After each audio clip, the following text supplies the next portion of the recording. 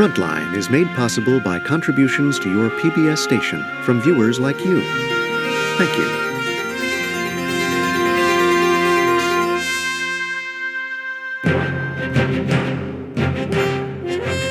We have the terrorists on the run.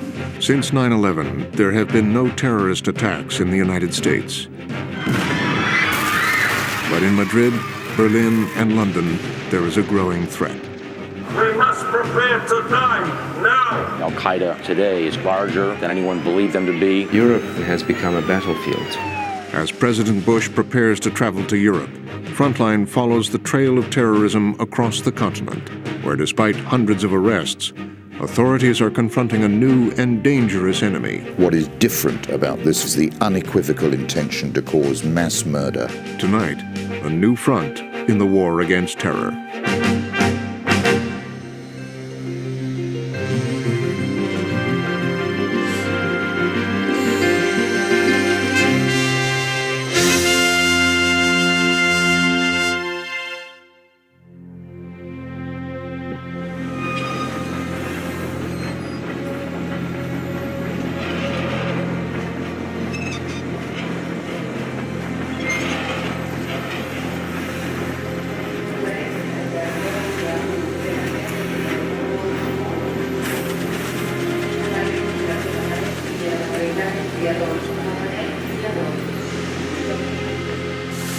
At 7:30 on a weekday morning, the commuters emerge by the thousands.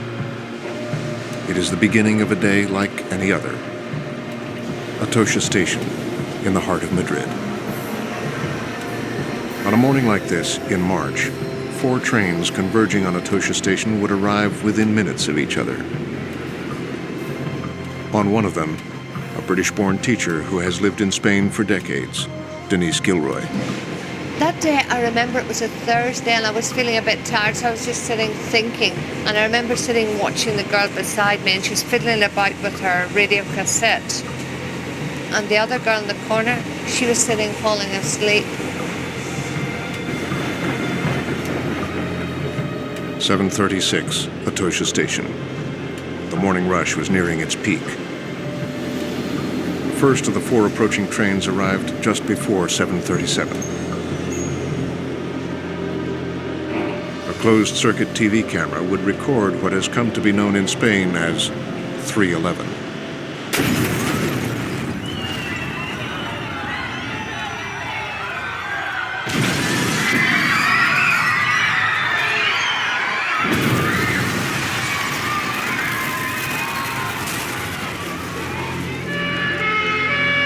March 11th, 2004. One of the bombs exploded near Denise Gilroy. I think for a few minutes I may not have been conscious what actually was going on around me. And when I looked at the girl that was sitting in front of me, she'd been listening to her Walkman. I realised that she'd been very, very badly injured. And then I turned over and I saw a man crawling along the aisle. And all I could see around me were bodies. It might have been worse. The plan was for 13 bombs to explode when the trains were inside the station, which would have killed thousands.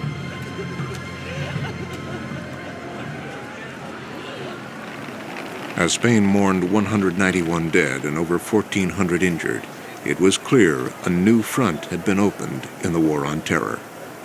What does the Madrid bombing tell us about Al-Qaeda today and how it may have changed since September 11th? I think, first of all, it tells us that it's a much more formidable enemy than we had initially realized, and that they see themselves as being involved in a long-term campaign. Madrid-based security analyst Charles Powell's institute quickly drew the government's attention to a chilling document on the internet. Months earlier, researchers had discovered this al-Qaeda strategy paper entitled Iraqi Jihad, Hopes and Risks. And in particular, it had 5 pages on Spain, which are really very interesting and quite surprising because of the level of sophistication involved. The author basically identified Spain as the weakest link in the chain, in the coalition of the willing that the Bush administration had constructed. So this was, in a sense, a political scientist of the jihad laying out a roadmap for why you should do something. Yes, I think it's uncanny and quite alarming. If it was a political strategy, it paid off. Spain was just days from elections, and in the emotional aftermath of the tragedy, the conservative government that had supported the Iraq invasion was pushed out of power.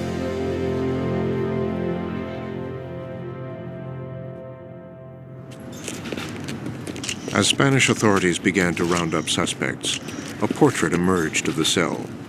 Moroccans, not particularly religious, from the country's large North African population. There were people that had been established in Spain for some years.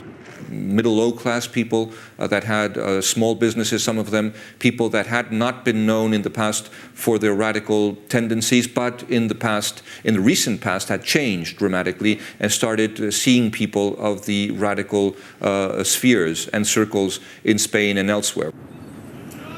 Amongst the evidence seized, authorities found records of contacts with other radical groups across Europe, loose connections in a web of associations. I would see this as a sort of franchise, a group which acts locally but is in contact with elements abroad who probably didn't determine the precise timing of the attacks, but who did give the overall project some sort of meaning and significance. Immediately after the Madrid bombing, Europeans tightened security, fearing another attack. Jean-Louis Bruguière is one of Europe's most experienced counterterrorism experts, an investigating judge who has been handling terrorist cases for over 20 years. I think that the terrorist threat, as I said, is today more globalized, more scattered, and more powerful and efficient than it was before September 11 and just after September 11. We have to face a worldwide threat. It's more powerful, the threat. Quite more powerful because more scattered. It looks like a web. You don't have any direct connections.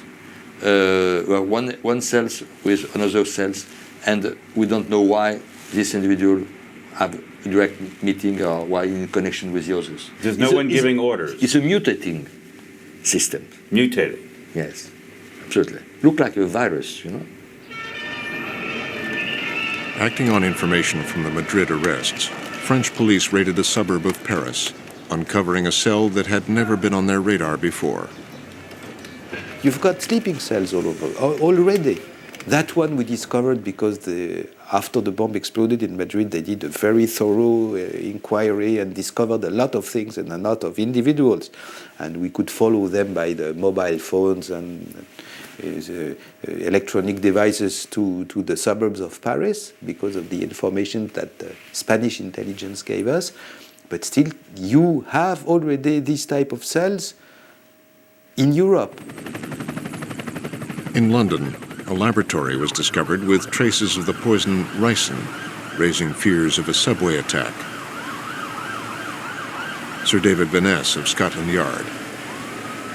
This country has seen terrorism since the end of the 1960s, both domestic extremism and international terrorism here on the streets of London. What we've not seen, what is different about this form of terrorism, is the unequivocal intention to cause mass murder by means of terrorism that are delivered without warning in any form to the public.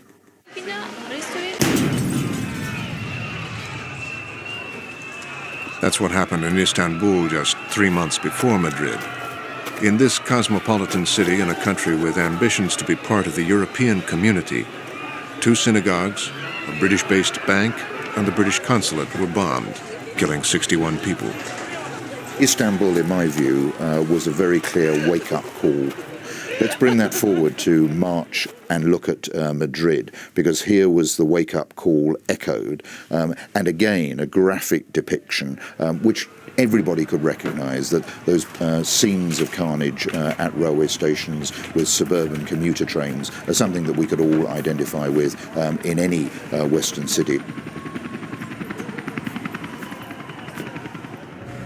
Back in Madrid, a month after the bombing, police had cornered 7 more of the bomb conspirators on the outskirts of the city. A 3-hour standoff gave a chilling insight into the character of the terrorists who had been thought to be not particularly religious. Barricaded in a second-floor apartment, they dressed in white robes of martyrdom, phoned friends, drank water from Mecca, chanted Quranic verses, then blew themselves up.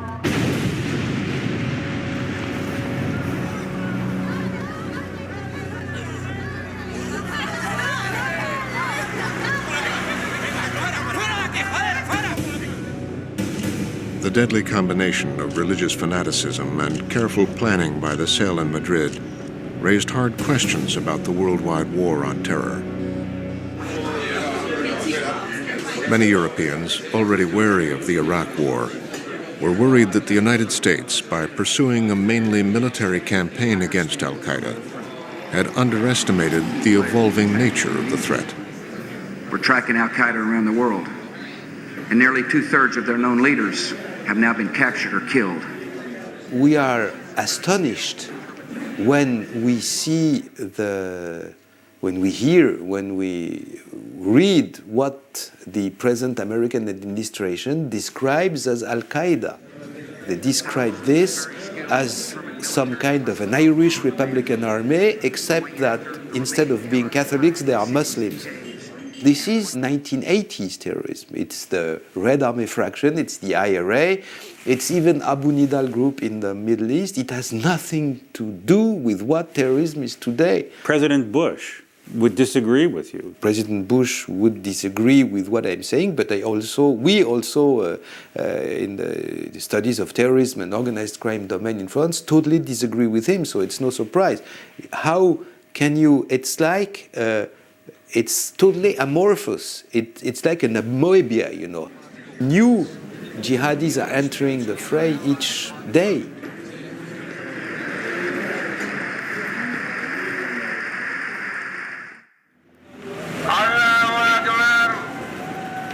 In Western Europe, it's estimated there are now 18 million Muslims. Here in Paris, they're praying in the street because there's not enough room in the mosques. Most Muslims in Europe are devout, conservative, and opposed to the fanaticism of the militant Islamists. But both their slow integration into European society and their marginalization has left an opening for radical jihadists. Within Europe, we also have Islamists who are much opposed to the fact that people from Muslim descent become assimilated into European culture. They're against European democracy, and they would rather build citadels of jihad within Europe. The Muslim community in France, approaching 5 million, is the largest in Europe. A community largely isolated from the French mainstream, living in segregated neighborhoods like Mantes-la-Jolie on the outskirts of Paris. There was no program of assimilation within these countries to integrate these people and make them into citizens. They always stayed on the margin of things. These are people who are physically in the West, but mentally they did not leave the homeland. They did not leave the ideas that they subscribe to, that indeed they exist in the land of the infidels. An increasing acceptance of ultra-conservative values and the influence of religious zealots has many of the locals worried. It frightens political moderates like Mamoun Abdelali. He's a local religious leader who sees the extremist agitators at work all around him, recruiting young people. This is an ideal breeding ground. Unemployment, ignorance, academic failures, professional failures, a feeling of rejection by French society because there is no work or housing, and for the most part, a very low education level and thus very little knowledge of Islam. And added to that is an enormous level of frustration and a huge identity complex. They live in difficult conditions. consigned to vast concrete enclaves on the outskirts of Paris and other cities. Crime and unemployment are rife, and young people can be easy prey for seasoned radicals. We now have the second or third generation of children of grandchildren of immigrants, and the second generation has experienced a rather difficult life because many of the parents were on the dole, they were unemployed, and then children sort of felt that they were rejected, that they didn't know where they belonged. Were they still Algerians, for instance? Were they French already? And they felt that there was xenophobia or racism or what have you. So that created some sort of a questioning, a sort of vacuum. It's into this vacuum that the jihadists have come, offering a message of meaning and identity. It gives them value. Oh, I am someone who is now more important. I thought I was just a little punk, but now I am someone who can decide the future of my society. And then it goes further. Violent acts will now be justified by arguing a tooth for a tooth. In Bosnia, 200,000 Muslims were massacred. So now I have the right to massacre 200,000 Christians in France if I want to. That is the law of retribution, and so it is fair. This militant message of jihad is contained in an austere branch of Islam, a minority sect known as Salafism. Salafism started in what is known now as Saudi Arabia, and you had a fundamentalist preacher named Abdul Wahab, and he started teaching in mosques that the faith, the Muslim faith, should revert to its origins, be absolutely pure, nothing added. Islam is something and Salafia is something else. Also, one should remember that all the Salafists are not jihadi. Prince Turki Al Faisal is the former head of Saudi intelligence and now the ambassador to London. There is a vast difference between a jihadi Salafi and a Salafi. So you are Salafi? I am a Salafi and proud to be a Salafi, and would consider most good Muslims who follow the teachings of the four principal Imams of Sunni Islam are Salafis as well. The growth of the Salafi version of Islam and its propagation that many people throughout Europe have told us provides the base, the ideological base for this current violent terrorism that we see breaking out around the world. Well, I beg to disagree with that, because I think there is, first of all, a miscomprehension and also a misinterpretation. Within the last 30 years, I would say, that offshoots of this Salafi interpretation of Islam began to take place, not just within Saudi Arabia, but within the Muslim world in general and within Muslim communities in non-Muslim countries, particularly in Europe. And hence we have in Europe, let's say in London, the development of such offshoots that propagated an extremization of the Salafi tradition into violence. A Salafi jihadist believes that the jihad is fardu ain, which is obligatory. You and I sitting here, in their interpretation, I should take out a sword, put it on your neck and say, do you accept Islam or not? And if you don't, I cut off your head. That's what a jihadist would do. Finsbury Park is just a 20-minute bus ride north from the center of London. The mosque here, built with money from the Saudi royal family, has become an inspirational meeting place for jihadists. Richard Reed, the so-called shoe bomber, prayed here, as did Zacarias Moussaoui, the man the U.S. says was the 20th hijacker. Today, the leading figure in the mosque is this man, Abu Abdullah. A Londoner, he says he left behind a life of keeping company with criminals before he converted to Islam 12 years ago. Today, he swears allegiance to a militant brand of Islam. People see us as extremists because we don't compromise the religion of Allah subhanahu wa ta'ala. We accept it with every word and every utterance of our beloved Prophet Muhammad sallallahu alayhi wa sallam, that no Muslim can turn away from one ayah of the Quran, one verse of the Quran. If we don't accept this, we actually become disbelievers. This man, Abu Hamza, a wounded veteran of the Afghan Mujahideen war against the Russians, was Abu Abdullah's mentor at the mosque. There's no statement to be made vis-a-vis any allegations by the FBI. They're all lies. Hey, guys, come on. You just smacked me in the back of the head with that camera.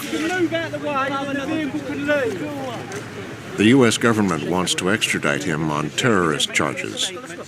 Hamza openly approved of the 9/11 attack.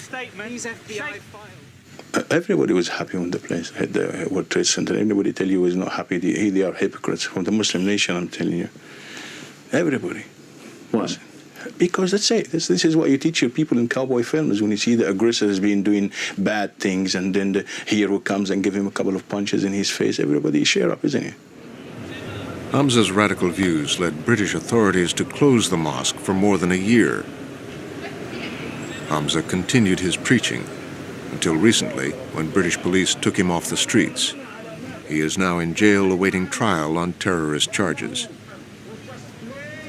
But his views are echoed by other radical imams in Europe, preaching a message that draws its inspiration from bin Laden. Bin Laden has become, for better or worse, the dominant Islamic leader in the world, the only really heroic figure in the Islamic world at the moment.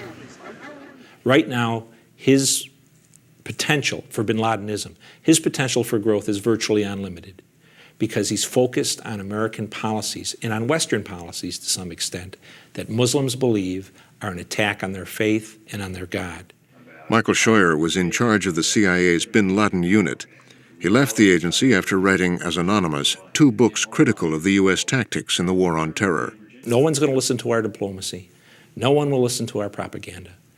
We are just not heard in the Islamic world. It's not a matter of them not knowing what we're up to. The problem we have is they think they know what we're up to. And that's supporting tyrannies. We're after their oil. We're supporting the Israelis over the Palestinians at all times. We're supporting governments that oppress Muslims elsewhere, such as the Chinese, the Indians, and the Russians. It's a matter of policy. And Europe becomes important because that's a place where Muslims can go or live and talk about these things, organize about these things, and the traditions of Western Europe allow them to do that. Yes, the Western European traditions are much like ours in terms of freedom of assembly and freedom of speech, and it's a very convenient place for them to be. It's the freedom to call for jihad and to try to persuade moderate Muslims to join them in the fight. We must prepare to die now, but to take vengeance upon these Zionist Jews is our right. Allah has given us the right to defend ourselves. Allah subhanahu wa ta'ala mentioned jihad in the Quran 26 times, and Allah subhanahu wa ta'ala mentioned qital fi sabilillah 79 times. Qital fi sabilillah is fighting by a physical fighting. This is a jihadi recruiting video. It shows an action in Chechnya, where Islamic fighters have been waging a long and bloody battle against the Russians. It's a call to arms against the non-Muslim world.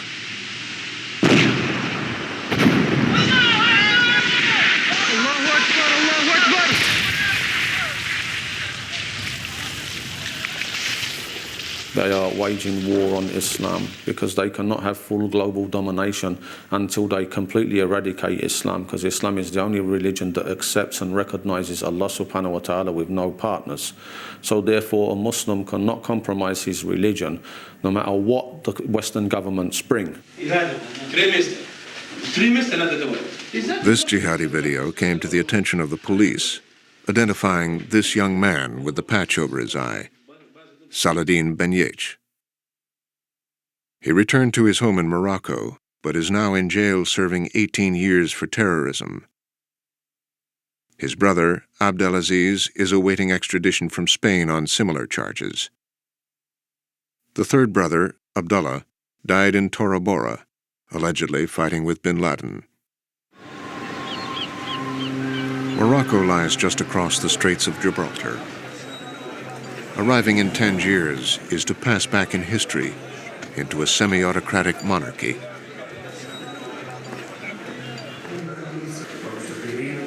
Discontent hangs in the air of this and other North African countries. The King's gambit on this holiday is to promise slightly more freedom, but prosperity remains elusive. And the government has been cracking down hard on a growing militant movement.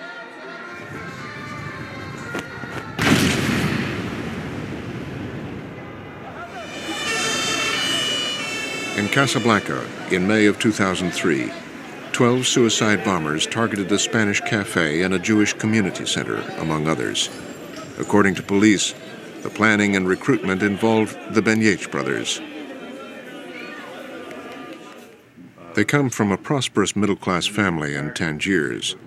We met two of the remaining siblings, Jamal and Niama. 3 of your brothers. 1 has died. 2 are in jail. And when we ask people about jihad and the events of the last few years, then their family name is mentioned over and over again. How do you explain this? If you were an Arabic, you were a Muslim, maybe you become like this. People are affected by news, by what he watch, what he see, by life, by day. That's what infects people. War in Iraq, war in Afghanistan, no chemical weapons, no relation between Qaeda, but we are still here. We still want to kill more of you. We finish with you. There is Iran, there is Syria, there is perhaps Hezbollah, perhaps you want to take all the world? Angry and confused, they say their brothers were not involved in the bombing, that they were not terrorists.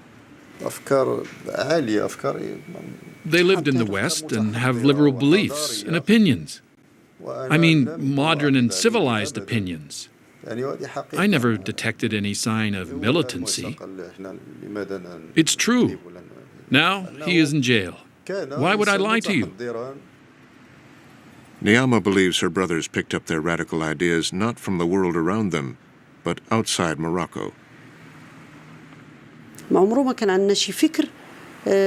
never had extremist ideas or ideas that didn't fit with our upbringing. That's the environment my brothers grew up in. Then they went to Europe, and any ideas they adopted while they were in Europe. For the immigrants from Morocco and North Africa, it's not just Spain across the narrow straits, but a gateway to all of Europe.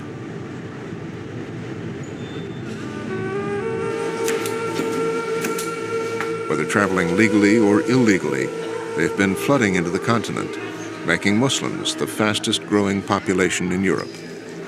And once inside the European Union, they can move between the countries with relative ease.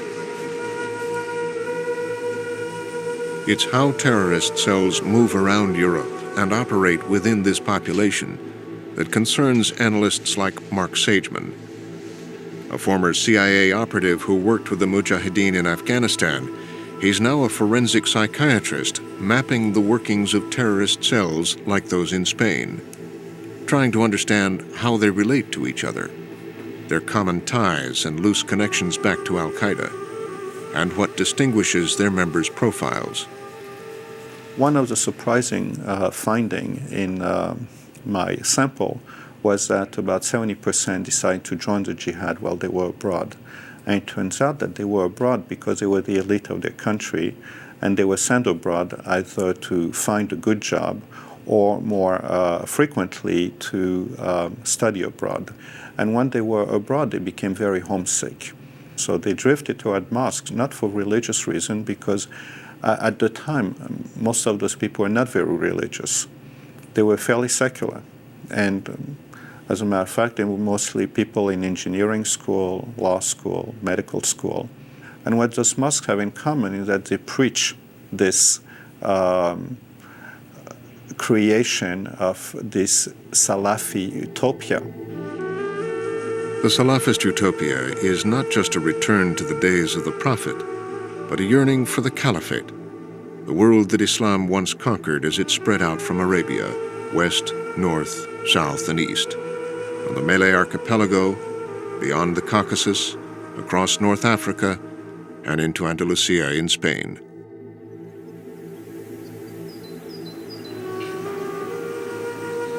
While Europe was in the Dark Ages, Muslims brought literature, advanced mathematics, the scientific method, and by the 14th century had built the Alhambra in Granada. In the 15th, 16th century, Islam was really the predominant religion. And if you had to bet who would be the predominant force in the world in the 20th century or 21st century, you would have been a fool not to bet on Islam. And then in the next 400 years, there is gradual decline to the point that in the 19th century, most of the Islamic Muslim land were colonized by the West. And so the question, what happened? The religious answer is we have lost our way. It's a revivalist answer. And if we recapture the word of God, God will be pleased. The power of this religious message became clear to police in Milan, Italy in the summer of 2004. Acting on a tip from Spanish police, they had mounted a surveillance operation, putting bugs in every room of an apartment on Via Cadore. They listened as two men played religious tapes. They were overhearing the recruitment of a suicide bomber to go to Iraq. These are official transcripts of their conversations.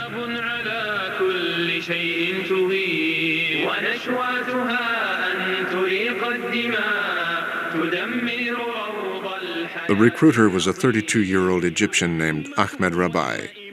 His recruit was a 21-year-old named Yahya Payumi.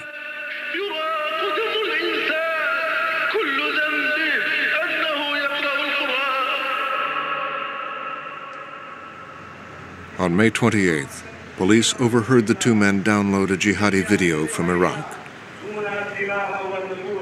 The transcript reports that Rabai became very excited as they watched 26-year-old American hostage Nicholas Berg kneel before his captors.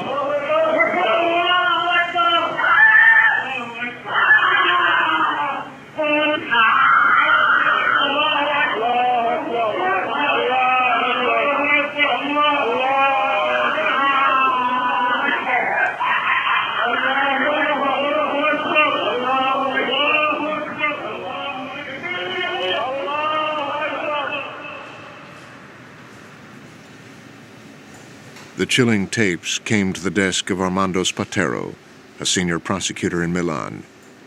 He had never heard anything like this in all his years of fighting the mafia and other European terror groups in campaigns that date back to the 80s.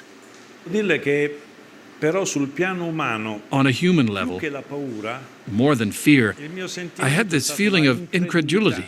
My first reaction was, how is it possible that even here, in a democracy, a country that welcomes immigrants from all over, that there could be someone who harbors so much hatred to consider taking his own life in order to kill others.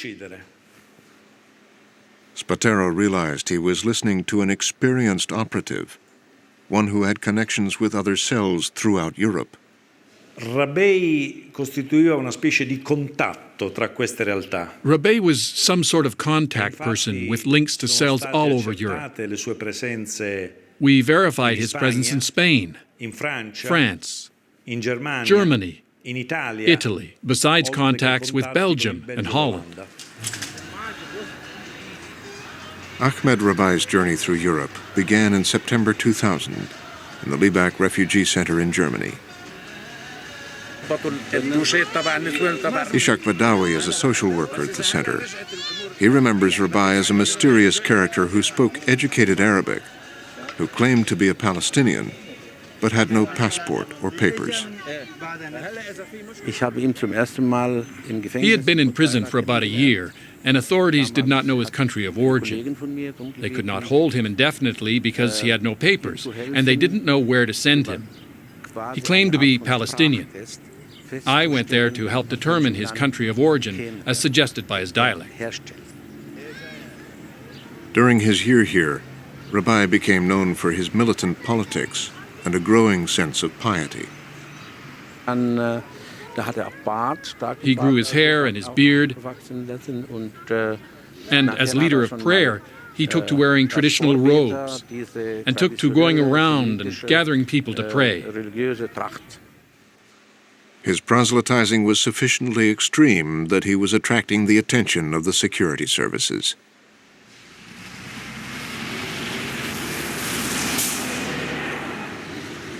Another man who now attracts the attention of German security is Rida Sayam. Because of his radical views, this divorced father in Berlin has been accused of being a dangerous jihadist. He's been linked to international terrorism, including the Bali bombing. We believe that the caliphate shall be restored, and we believe that Rome shall be conquered. Islam was the dominant power in the world for the longest time of any empire. For more than 1,000 years, Islam ruled the world until the fall of the caliphate. Communism lasted only 70 years before it fell. Capitalism will fall soon. We offer the alternative, an Islamic program. But the West is not willing to try it. The West is afraid that they will have to give up its sensuous lusts and greed for money. Do you admire bin Laden? What do you think of him? We consider that bin Laden is standing on one of the fronts to defend Islam. When he says that it is all right to kill Jews and the Crusaders, or when he justifies the deaths of Muslims, do you agree with this? Osama bin Laden didn't say you have to kill this or that person. The Quran says this. It is my understanding that what the Quran says is that Muslims are supposed to fight those who go against God's will. In August 2001, Ahmed Rabai didn't collect his monthly food parcel.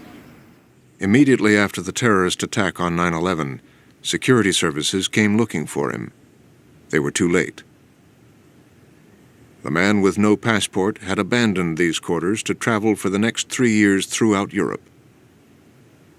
It's now believed that he had taken on the manner and methods of the Takfiri, violent Salafist extremists who came out of the Muslim Brotherhood in Egypt. Takfiris are not bound by the usual religious constraints. Rabai cut off his beard. He could now blend into the crowd. Takfiris, who have significantly influenced al-Qaeda, believe that any means justify the end, that even other Muslims can be killed in the cause, that this society is heathen, and they are the force to destroy it. We have a lot in Europe, many cells, many groups, belongs to Takfir or share the behaviors of Takfir. Very radical. And all the members are living, look like undercover.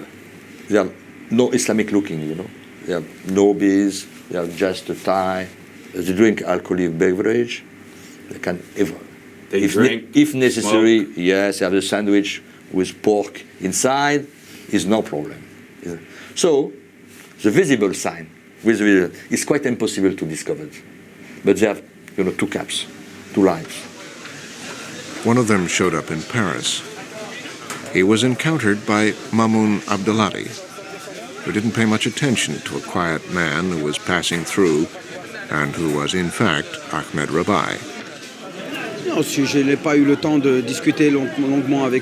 I didn't have the time to have a long talk with him. He seemed to be a man of few words. These are people who are extremely discreet, and to me, He was not the most dangerous figure I had ever met. For Abdulali, the greater danger seemed all around him, in the charged political atmosphere of his neighborhood, where the world is reported on Al Jazeera, a constant stream of bad news about the Middle East, from Palestine to Iraq.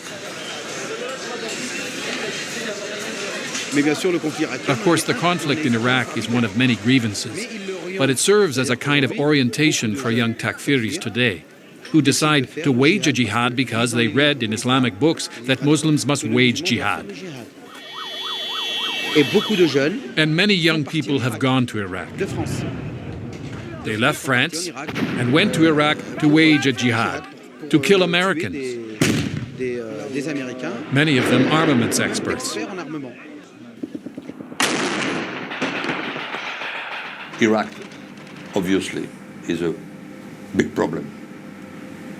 And a big problem on terrorist issues, for the threat. It's a factor of increasing and of worsening the situation. It's a huge problem for us because you don't have any ground continuity between Iraq and the United States. But if you drive a car today out of Iraq and you drive it through Turkey, you can reach France without 2 or 3 days.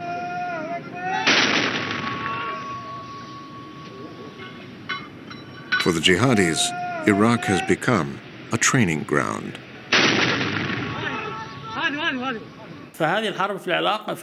Any observer can see that this war in Iraq is in fact a farm, a school to train graduates in terrorism and fighting, and revives the spirit of jihad in the Muslim nation. The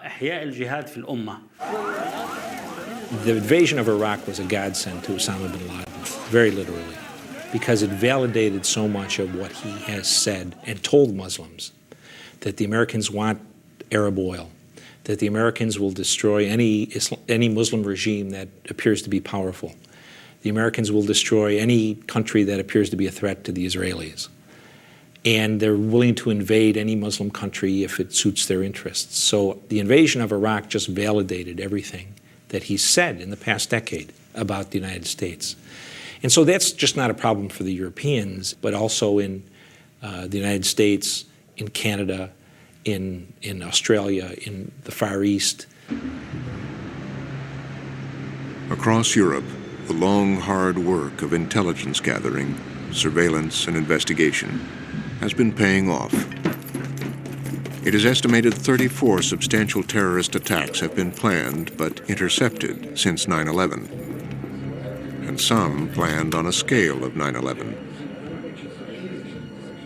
About 600 suspected terrorists have been arrested, packed off to jail, or held in indefinite detention. And these are not all illegal foreigners, but European citizens with full legal rights under the rule of law.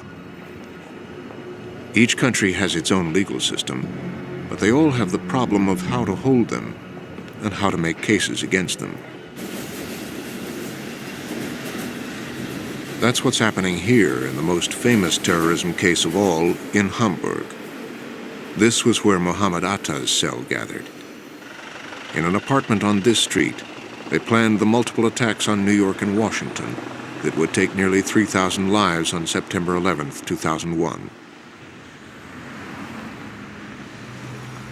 The families of people who died in the 9/11 attacks have hired Berlin lawyer Andreas Schulz to represent them.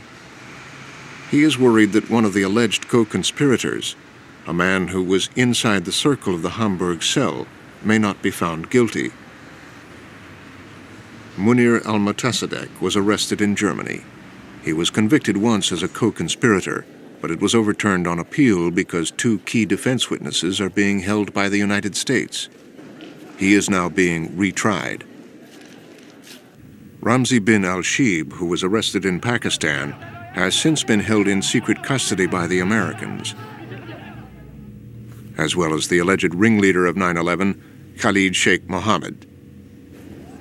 The Americans are not giving any access to them, and even if they did, their testimony could be problematic. The biggest problem is if evidence is coming, can this evidence be used in the German trials? The issue of torture is above all the issue. And if you produce evidence which cannot be introduced, that evidence is nothing. So for now, at the end of the court day, Motassadegh walks free. But Frontline has learned from a high-level U.S. official that the Justice Department is considering charges which could lead to his extradition. Schultz believes Motassadegh may get off on the major charge in Germany. There will be no conviction on the basis of supporting the killing plot, which means accessory for murder. There might be a conviction for being a member in a terrorist organization, it's a severe offense, but the sentence is low. The estimation is around 3 years, which is nothing. In spite of these disagreements with the Europeans over how to prosecute the war on terror, the Bush administration declined our request for an interview. Well, law enforcement is never going to be the answer to this problem. We can't possibly arrest and convict enough of these people to put them in jail and think it's going to solve the problem. At all times, if you can do it, it's a worthwhile thing to do, whether in the United States or Germany or Morocco.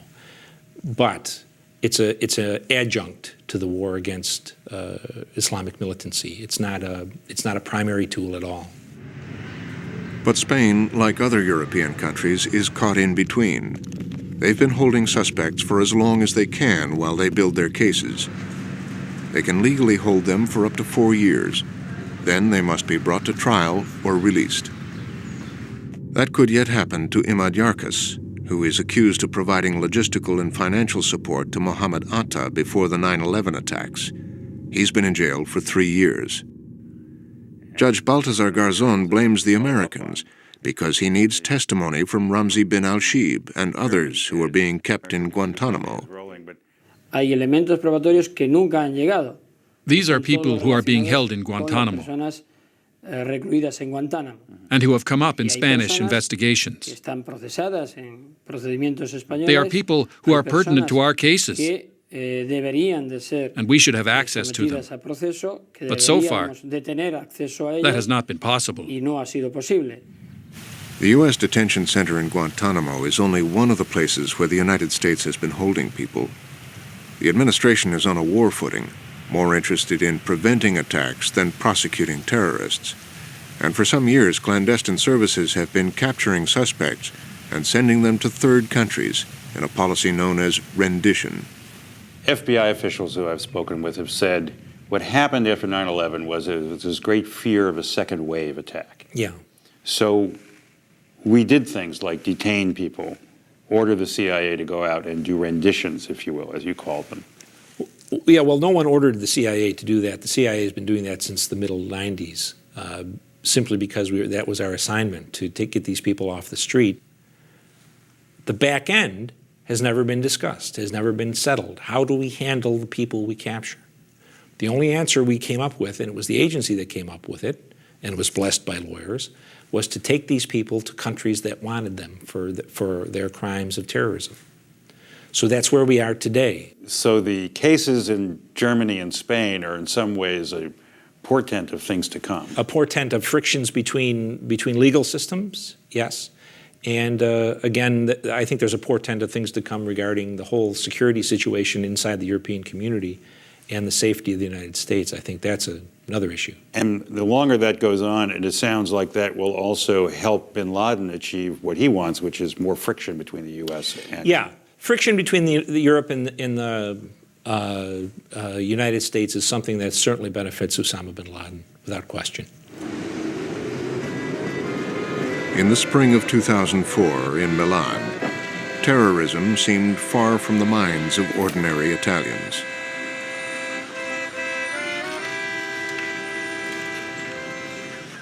But the surveillance operation in the apartment on Via Cadore captured a stunning conversation. The man they knew nothing about, the man with no passport, who had walked out of the German refugee center, and networked with terrorists throughout Europe, made this claim.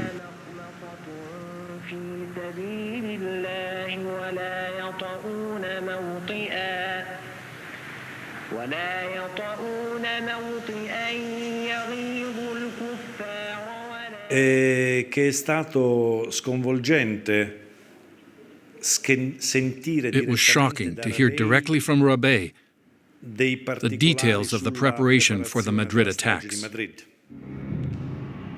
Later, police would find this image on his computer, a briefcase bomb triggered by a cell phone, similar to the bombs that wreaked such havoc in Madrid. On June 7th, they finally arrested him. Ahmed Rabai, now known as Mohammed the Egyptian, has been extradited to Spain to face charges on the Madrid bombing. For Armando Spatero, Europe was no longer just the logistics base for terrorists that it had once seemed immediately after 9/11. Quelle valutazioni sono superate. Those convictions are outdated. Anche l'Europa Now Europe is also a place for attacks. Non abbiamo più le minacce. We do not have the threats anymore. Now we have bombs and plans for bombings. Plans for bombings. Madrid provided enough evidence of that. The bombing here last March succeeded in having Spain withdraw from Iraq. Yet 8 months later, Madrid was in the crosshairs again. In November, police busted yet another jihadist cell. They were driven, it seems, by Salafist jihadist propaganda that the lands of Andalusia belong back in the Islamic Caliphate. And this time, 7 targets, selected for symbolism. Bombing plans that would have eclipsed the carnage of March 11th. 38 people have been arrested so far. I'm sure that it's going to be growing. It's a very serious operation. They were going to attack Spain in several places and attack landmark buildings and landmark monuments. The targets included a skyscraper by the architect who designed the World Trade Center in New York City,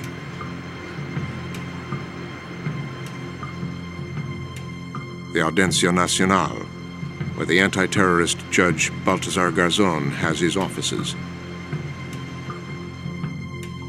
the Santiago Bernabéu Stadium, home of the Real Madrid soccer club,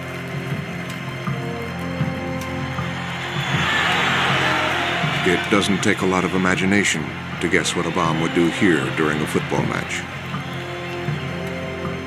We have been intensified as a target because they are intensifying their activities against all the West. They're going to try it again in London, in Paris, in Rome, wherever. And nowhere seems safe. Last March, 191 people were killed. More than 1,400 were maimed. And it turns out the latest plans were to bomb Atosha Station again.